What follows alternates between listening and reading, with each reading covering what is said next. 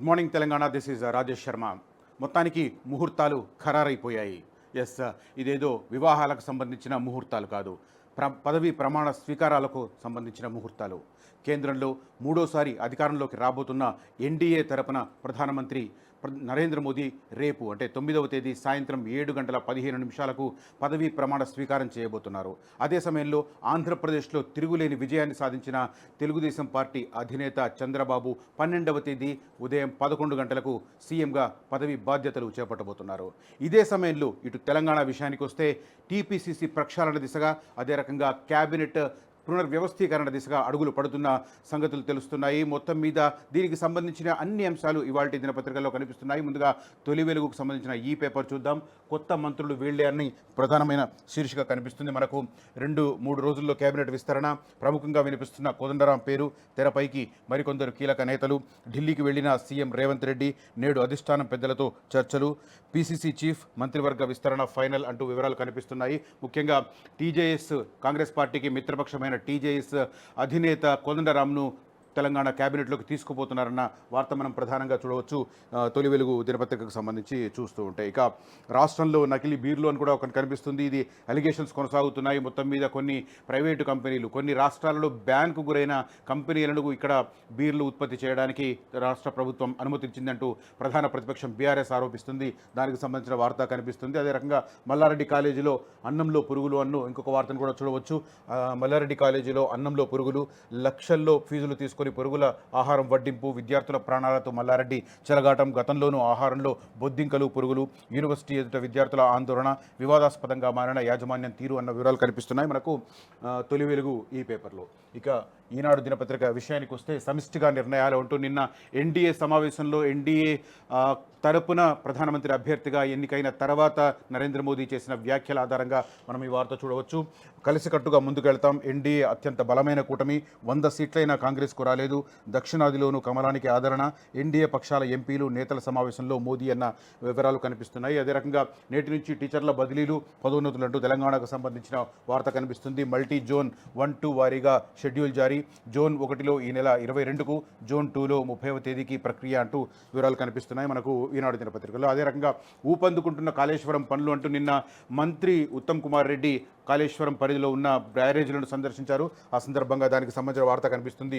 ఊపందుకుంటున్న కాళేశ్వరం మరమ్మతులు, పనుల కోసం మరిన్ని యంత్రాల సమీకరణ, పురోగతిని తెలుసుకున్న మంత్రి ఉత్తమ్ కుమార్ రెడ్డి అంటూ వివరాలు కనిపిస్తున్నాయి.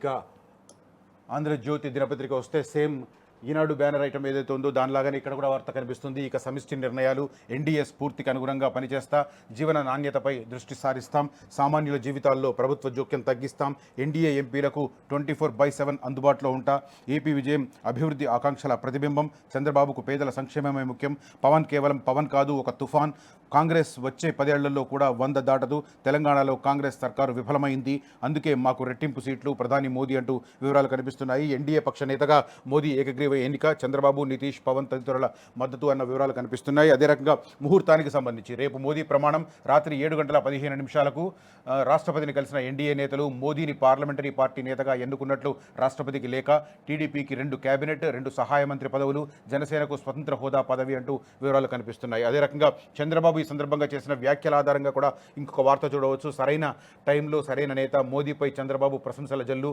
ఎన్నికల్లో రాత్రింబవళ్లు కష్టపడ్డారు, మోదీకి సంపూర్ణ మద్దతు అన్న వివరాలు కనిపిస్తున్నాయి మనకు. అదే రకంగా టీపీసీసీకి సంబంధించిన ఎవరు కొత్త చీఫ్ అన్న వార్త కూడా చూడవచ్చు.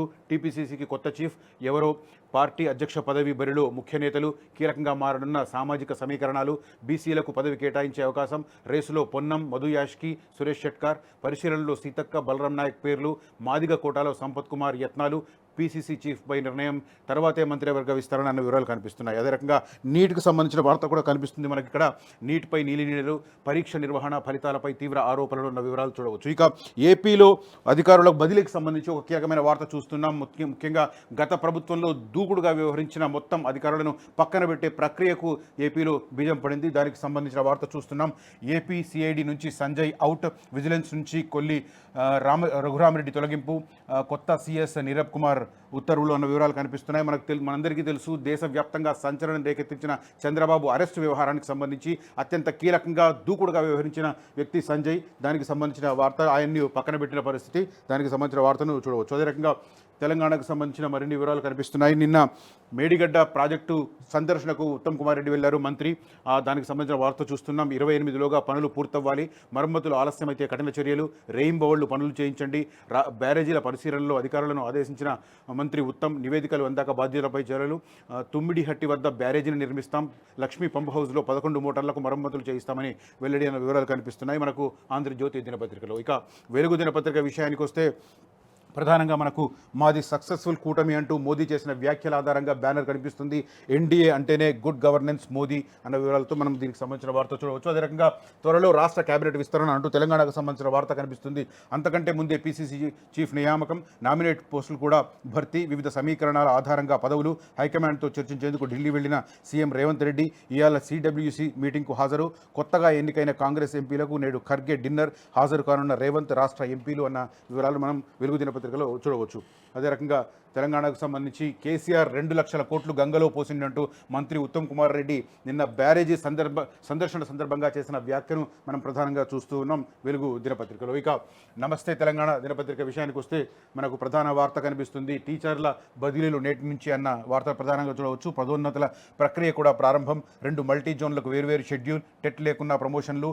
18,495 మందికి ప్రమోషన్లు, 12,472 మందికి బదిలీలు. 23 రోజుల్లో మొత్తం ప్రక్రియ పూర్తి. రంగారెడ్డి జిల్లాలో బ్రేక్ అన్న వివరాలు కనిపిస్తున్నాయి. ముఖ్యంగా ఇంజనీరింగ్ ఫీజులను పెంపు దిశగా నిర్ణయం తీసుకోబోతున్నట్టుగా ఒక వార్త కనిపిస్తుంది. ఇంజనీరింగ్ ఫీజుల పెంపు యాజమాన్యాలతో TAFRC సమావేశం. నెల రోజుల్లో నోటిఫికేషన్ వచ్చే అవకాశం కనిపిస్తుంది. ఇక జాతీయ స్థాయి అంశాలకు ఇక కాంగ్రెస్ పతనమే అంటూ మోదీ చేసిన వ్యాఖ్య కనిపిస్తుంది. ఇంకో 10 ఏళ్లైనా ఆ పార్టీ 100 సీట్లు దాటదు. ప్రతి క్షణం రాజ్యాంగ విలువల కోసమే పనిచేస్తా, ఏకాభిప్రాయంతో ప్రభుత్వాన్ని నడిపిస్తా.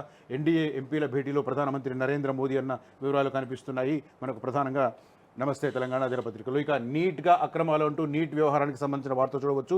ఇక మద్యం కొరత మొదలబు అన్న ఇంకొక వార్తను కూడా మనం నమస్తే తెలంగాణ దినపత్రికలో చూడవచ్చు. ఓవరాల్గా చూస్తే మంత్రివర్గ విస్తరణకు సంబంధించి తెలంగాణలో అడుగులు పడుతున్న సంకేతాలు మనకు ప్రధానంగా కనిపిస్తూ ఉన్నాయి. ఎందుకంటే సీఎంగా పదవీ బాధ్యతలు చేపట్టిన తర్వాత చాలా లిమిటెడ్ క్యాబినెట్తో ప్రభుత్వాన్ని పాలనను కొనసాగిస్తున్నారు సీఎం రేవంత్ రెడ్డి. అయితే క్యాబినెట్ను పునర్వ్యవస్థీకరణ చేస్తారు అన్న సందర్భంలోనే లోక్సభ ఎన్నికల షెడ్యూల్ రావడం, అందరి ఫోకస్ అటువైపు వెళ్ళిపోవడంతో అది తాత్కాలికంగా వాయిదా పడింది. ఇప్పుడు లోక్సభ ఎన్నికల ప్రక్రియ పూర్తయిన నేపథ్యంలో ఇప్పుడు రాష్ట్ర కేబినెట్ను పునర్వ్యవస్థీకరణ చేసే అవకాశాలున్నాయి. మొత్తం 17 మందిని, సీఎం సహా 17 మందిని కేబినెట్లోకి తీసుకునే అవకాశం ఉంది. కాబట్టి ఆ దిశగా అడుగులు పడుతున్నాయని చెప్పి వార్త వస్తుంది. ముఖ్యంగా చెప్పాలంటే కాంగ్రెస్ పార్టీకి మిత్రపక్షంగా వ్యవహరించిన TJS ప్రెసిడెంట్ ఎవరైతే ఉన్నారో ప్రొఫెసర్ కోదండరాం, ఆయనకు మంత్రి పదవి దక్కే అవకాశం ఉంది అన్న సారాంశం కనిపిస్తుంది. అసలైన తొలి వెలుగు. ఫాలో వాట్సాప్ @తొలి వెలుగు official.